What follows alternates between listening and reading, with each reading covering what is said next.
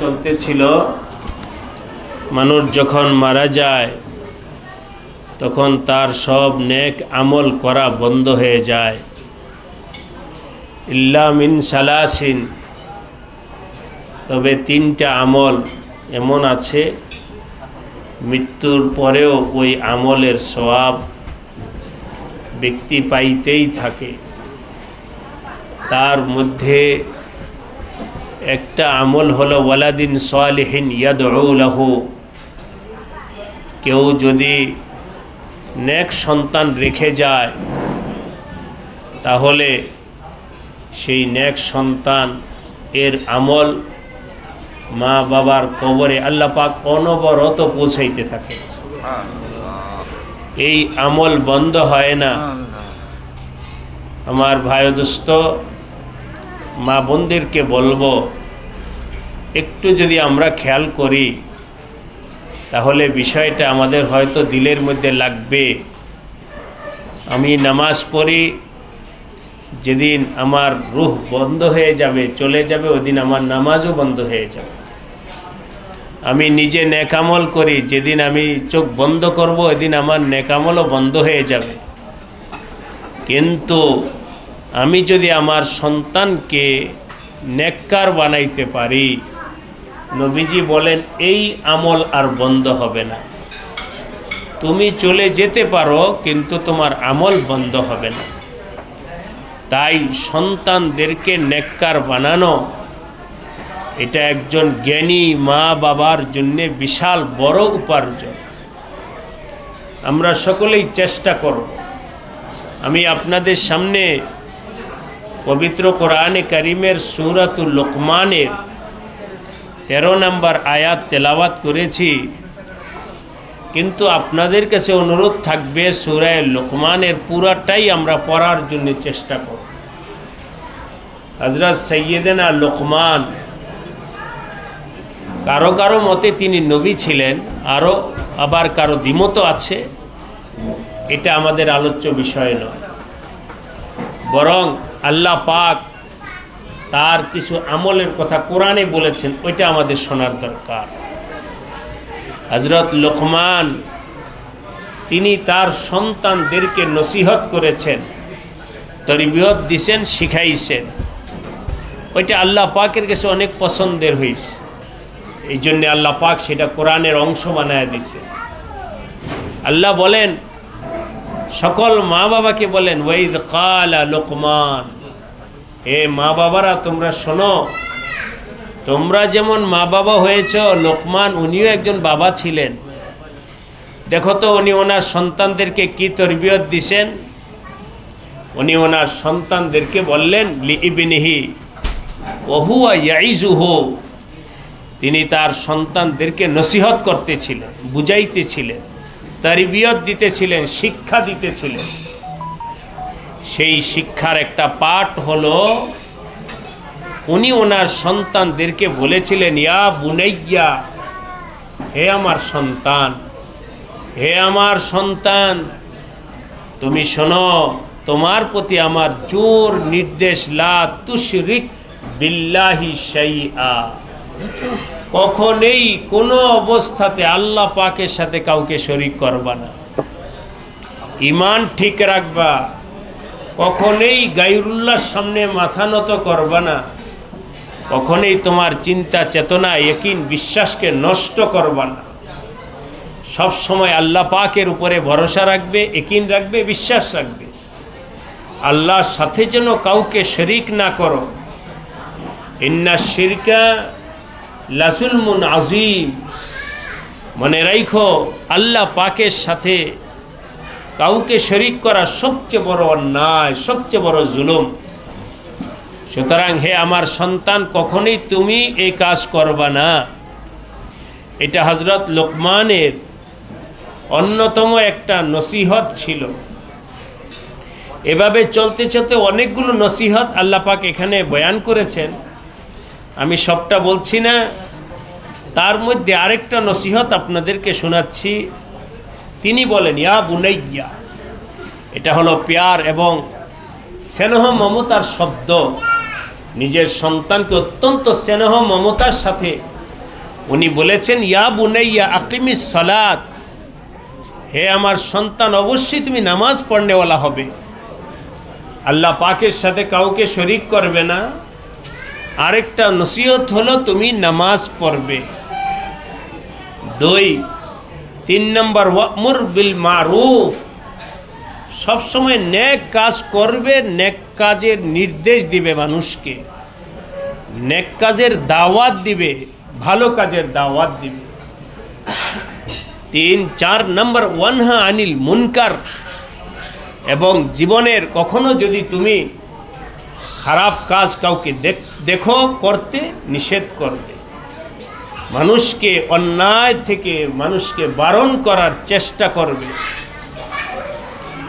3 পরে তিনি বলতেন, ওয়াসবির আলা মা আসাবাক, দুনিয়ার জীবনে সব সময় এক হালাত থাকবে না, কখনো সুখ আসবে, কখনো অশান্তি আসবে, কখনো ব্যবসা বাণিজ্য হয়তো ভালো আসবে, কখনো লস হবে, কখনো আল্লাহ পাকের নিয়ামত আসবে, আবার কখনো একটু বালা মুসিবতও আসতে পারে দুনিয়ার জিন্দিগিতে।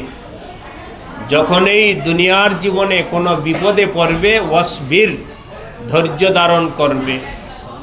ওয়াসবির আলা মা আসাবাক, যদি কখনো সমস্যায় পড়ো তাহলে ধৈর্যের পরিচয় দিবে, কখনোই অধৈর্য হবে না। ইন্না যালিকা মিন আজমিল উমুর, নিশ্চয়ই ধৈর্য ধারণ করা এটা অত্যন্ত হিম্মতের কাজ, তুমি হিম্মতওয়ালা হবে।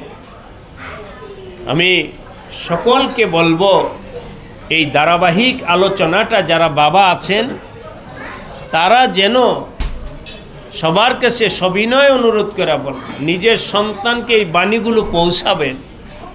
এই কথাগুলো হযরত লোকমান ওয়াজ মঞ্চে অন্য কাউকে নসিহত করতে গিয়ে বলেন নাই, নিজের ঘরে নিজের সন্তানদেরকে খাসভাবে হযরত লোকমান এই তালিম দিয়েছেন।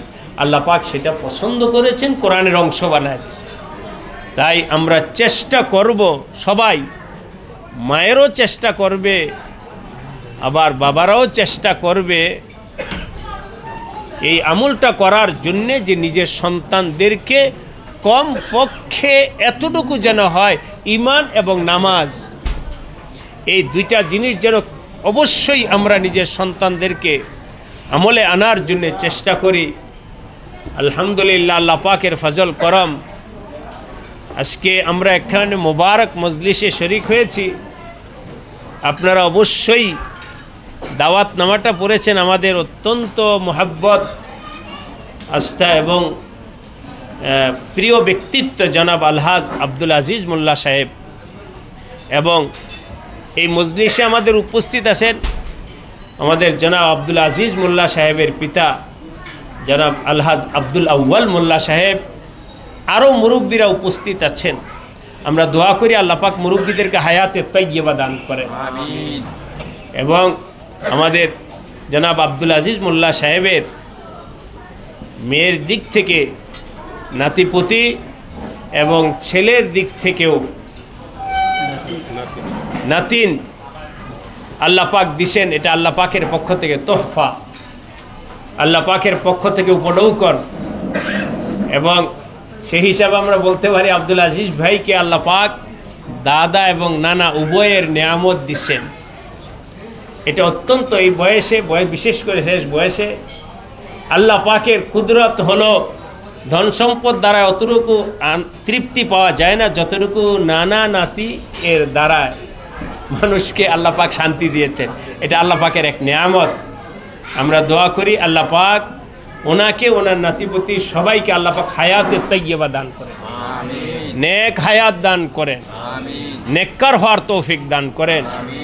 এই মজলিসে আমরা যারা আছি আল্লাহ পাক আমাদের সবাইকে ঈমান এবং আমল, এই সম্পদ উপার্জন করার তৌফিক দান করেন। আজ হয় কাল হয়, আমাদের সবাই তো বিদায় নিতে হবে, কেউ তো থাকতে পারবো না। তাই সবার প্রতি আমার উদাত্ত আহ্বান যে আমরা সবাই যেন নিজের ঈমানের দিকে একটু খেয়াল করি এবং নিজের আমলটাও ঠিক রাখার জন্য চেষ্টা করি। আল্লাহ রব্বুল আলামিন আমাদের সবাইকে ব্যক্তিগতভাবে নিজেদের ঈমান আমল ঠিক করার তৌফিক দেন এবং নিজেদের সন্তানদের ব্যাপারে আমাদের উপরে যে দায়িত্ব, এই দায়িত্বটাও আল্লাহ পাক পালন করার তৌফিক দান করেন। আমরা যদি আমাদের সন্তানদের ব্যাপারে দায়িত্ব পালন না করি, সবাই শুনে নেন, কাল হাসরের দিন আল্লাহ পাকের দরবারে প্রশ্নের সম্মুখীন হব যে তোমাকে বাবা বানিয়েছিলাম, কি দায়িত্ব পালন করছো বলো? তোমাকে মা বানিয়েছিলাম, কি দায়িত্ব পালন করছো বলো?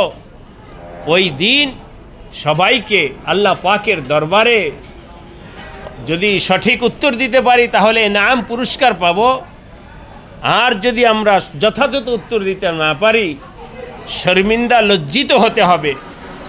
তাই এই তিনটা কথা আপনাদের খেদমতে আমি পেশ করলাম। এক হলো নিজের ঈমান ঠিক করা, দ্বিতীয় হলো নিজের আমল ঠিক করা, তৃতীয় নম্বর সন্তানদের ব্যাপারে আল্লাহ এবং রসুল আমাদেরকে যে দায়িত্ব দিয়েছেন সেই দায়িত্বটা পালন করা।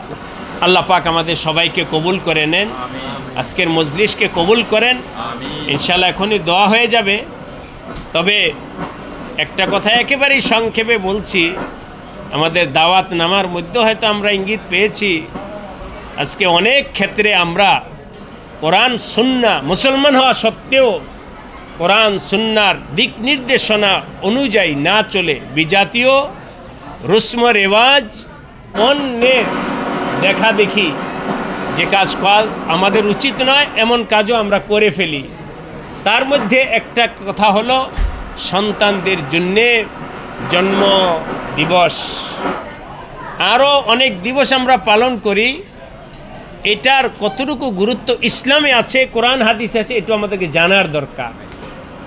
যদি কোরআন হাদিসে না থাকে তাহলে আমি মুসলমান হয়ে কেন করব? সবাই করে, সবাই করলে আমি করব। আল্লাহ পাক তো আপনাকে কোরআন দিছেন, আল্লাহ পাক ঈমান দিছেন, আল্লাহ পাক হাদিস দিছেন, আল্লাহ পাক বিবেক দিছেন। আমি কেন আরেকজনের অনুসরণ করব? আমি তো অনুসরণ করব আমার নবীর অনুসরণ করব, আমি তো অনুসরণ করব আমার আল্লাহ পাকের অনুসরণ করব। সুতরাং এ জাতীয় যত রসুম রেওয়াজ আছে এগুলোর ক্ষেত্রে সবাই যেন একটু সতর্কতা অবলম্বন করি। আফসোসের সাথে বলতে হয় যে বাচ্চাটা ডান বাম কিছু বলে না, ও আজকে আমার জন্মদিবস, কেক কাটো, মুখ কাটো। এই ছোট ছোট বাচ্চারা তারা এভাবে বিজাতীয় সভ্যতার তাদের আমাদের সমাজে ব্যাপক হয়েছে। এগুলো থেকে সমঝদার, জ্ঞানী, শিক্ষিত, আমলওয়ালা ব্যক্তিদের সতর্ক হওয়া উচিত বলে আমি মনে করি। আল্লাহ পাক আমাদের সবাইকে সুবুদ্ধি দান করেন, সব ধরনের বদ রুসুম থেকে আল্লাহ পাক আমাদেরকে বাঁচার তৌফিক দান করেন, সর্বক্ষেত্রে আল্লাহ এবং রাসূলকে মাইনা চলার তৌফিক দান করেন।